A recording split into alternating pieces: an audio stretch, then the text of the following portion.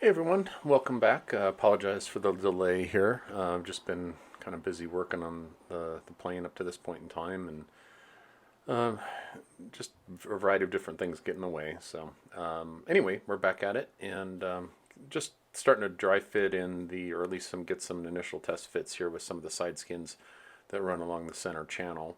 Um, wow, does stuff get tight in here. All the wires kind of have to get moved around, and then I don't think that there's really an easy way to do the fuel lines. I'm still happy with how I've done it, and just kind of proceeding along. I'm still missing three parts at this point in time, and the information that I've got is that it may show up by the end of May. So I'm recording this mid-April, so another 6 weeks or so. Anyway, working on getting the ECU plugged in. I had initially installed it on the bottom panel there, and it was just going to be a lot easier to take it off and then plug it into the connections and then mount it back underneath. Because I just getting the wires bent around.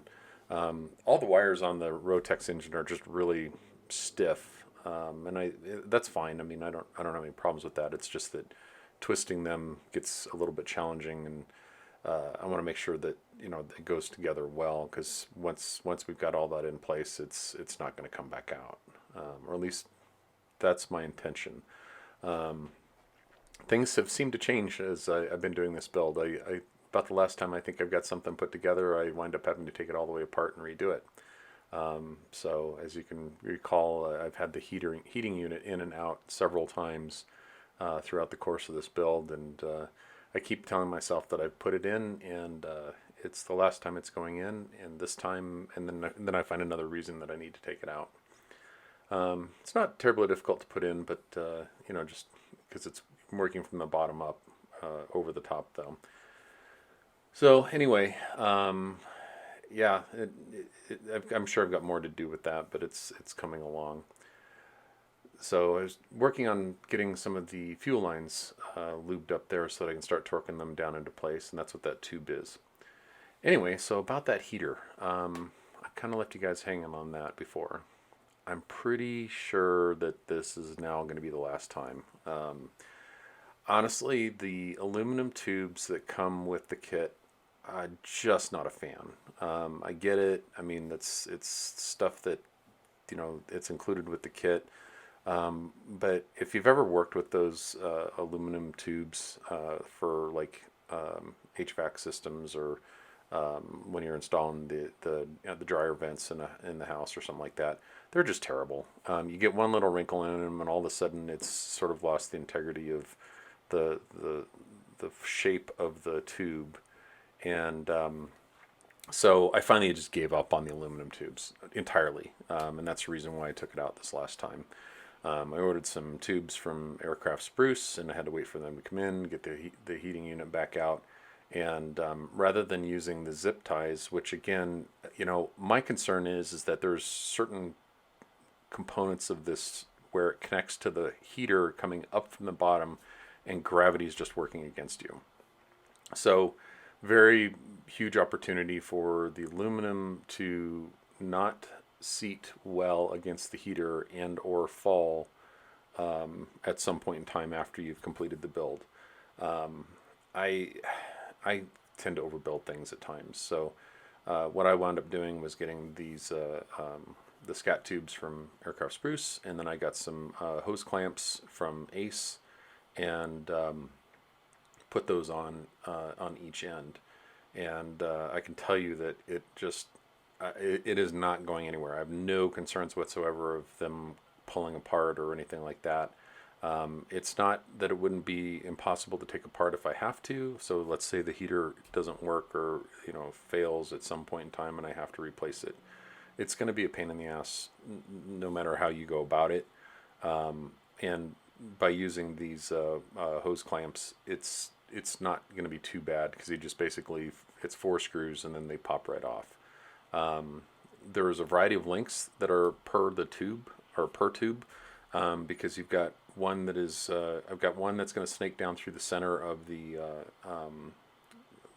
airplane there to provide heat into the rear portion of the airplane, and then I've got tubes going for, or scat tubes going over to the right and left air vents up above. And then I also, if you recall, manufactured or made a splitter that will put heat down onto the floor at the feet level. So there's quite a bit that goes into this, and it's a whole lot more involved than just kind of plopping the heater into place and running the tubes.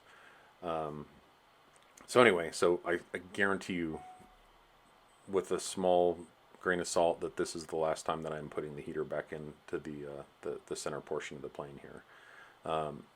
It's been an interesting process doing this, because it does look really straightforward. You put the heater in and run the hoses, and you're good to go. So if you're looking at the installation manual for the heating valves or ducts that are facing the camera here, the manual currently has it set so that there's some electric valves to allow for the heat flow through the tubes up to the vents up front. I don't have those, and honestly, I mean, I don't have the wiring for it. I don't have the switches for it, and so I've come up with a valve, or a way to just basically open and close those valves using a throttle cable from I just got it online. So I'm getting one per side, and I'm just going to make a little mounting bracket that's actually below the instrument panel. So independently, you'll be able to open either the left or right side valve as somebody wants. So if you wanted to have fresh air on the left-hand side, then you just open that valve if you want to, and vice versa. I'm not going to be putting that in right away. Certainly I'll do it before I close out the front portion of the instrument panel here. But I just have to wait until I get a little bit further along here so that I can determine where I'm going to put that mount point, because I want to have those valves sort of tucked up underneath the instrument panel so that they're not visible, or at least not easily visible. I want them to be able to be accessible but not visible. So anyway, so this is because of that, I still have to use the Y valve that goes from the heating unit into this the opening valve that faces forward for the vent. And then that's the fresh air duct that's actually behind my right hand there. My left hand's being closest to us. And I actually did use the aluminum for that section. It's only maybe 3 or 4 inches that it needs to go. And I just didn't feel it was really necessary to buy some more scat tubing just to cover that space. I did use the hose clamps on both of the ends of that, just because the zip ties, you just can't get tight enough, and it doesn't have enough grip to be able to hang on to it. So anyway, so what I'm doing right there is I'm just sort of eyeballing the distance for the defrost connection that's got to go. And this is the other reason I like the scat tube over the aluminum. You can kind of lift it up a little bit higher, get an idea of where it's going to go, and then when you let go of it, it's not, it doesn't have to stay in that position, or I don't have to worry about pushing the aluminum down and interfering with something as I push down on it. But I spent quite a bit of time trying to sort through this. You'll see me here in a minute where I'll take the angle brace for the instrument panel there, or the lower plate for the instrument panel, to get that out of the way. And actually I think I've got it out of the way there. Just lift it up, and gives me a little more room to get all of these parts fit together. Once it's all fitted, then I can put that arm back into place. I also did put some rubber protection on each of the tubes that are pressing up against the instrument panel itself, because there is a very tight turn that's in there, and it is rusting against the metal pieces that are there. I also wound up taking that angle support off and running it through the buffer there on the grinder to smooth out the edges.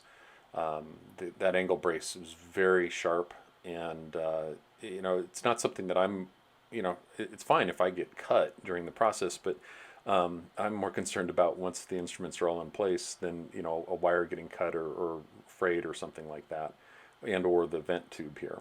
So I buffed all that off as part of the process. The reason why there's so much extra currently going out of the airplane is because I wasn't sure how long they needed to be while it was just sitting on the bench. I felt that if I just put it in and then I can start cutting back from where I need to go, making the initial cut.